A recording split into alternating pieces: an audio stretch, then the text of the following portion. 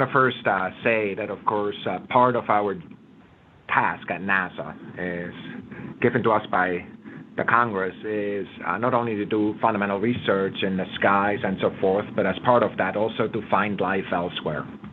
That's why we've built astrobiology programs in many disciplines across the summary field that looks at both extinct life on Mars, for example, but also looks at patterns of life elsewhere, perhaps in Europe, perhaps in Enceladus as we go forward, but also as we look at exoplanets, planets outside of our solar system, looking for the question whether certain environments are in fact part of kind of the, if you want, the ladder of life that got us to where we are.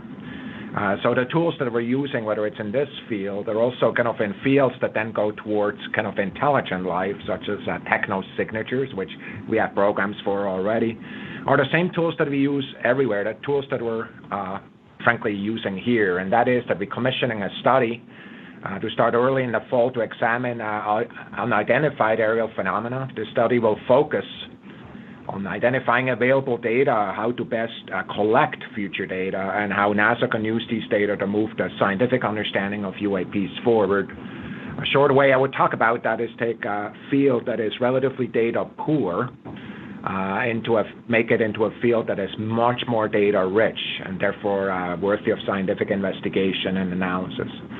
NASA's mission, of course, as I just said, is to explore the unknown in air and space. And we have access, frankly, as part of that, to a broad range of observations of Earth and space. And frankly, that's the lifeblood of our scientific inquiry. We have the tools and teams who can help us improve our understanding of the unknown. And we are prepared to use these powerful tools of scientific discovery, in this case, as much as anything else, using exactly the same kind of approach that we always use. Unidentified phenomena in the atmosphere of interest for many reasons. Frankly, I think there's new science to be discovered. There's been many times where something that looked almost magical turned out to be a new scientific effect. But there's also national security and air safety issues that have been discussed elsewhere that, of course, relate to these observations. And establishing, with events that are, whether they're natural or whether they are kind of need to be explained otherwise, is very much aligned with NASA's goals that ensure, of course, that we discover the unknown, but also ensures the safety of aircraft that, of course, are in that airspace that these phenomena occur. This independent study will be led by astrophysicist David Spergel, who's the president of the Simons Foundation in New York City, and has previously been the chair of astrophysics in the Department of Princeton and University of Princeton, New Jersey.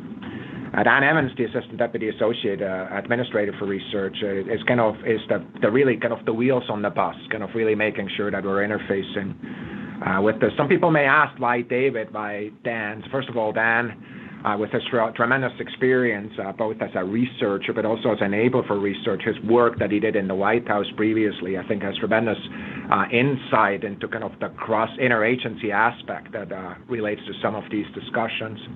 And David Spergel, I think, to all of us in astrophysics, really understand that he's one of the most trusted voices in so many questions. Also a person who understands really the power of science and is willing and able to use that power of science kind of in areas where I would say kind of fall under that what we would refer to as high risk, high impact kind of research, kind of areas that many of the scientists may be a little bit more timid to walk in.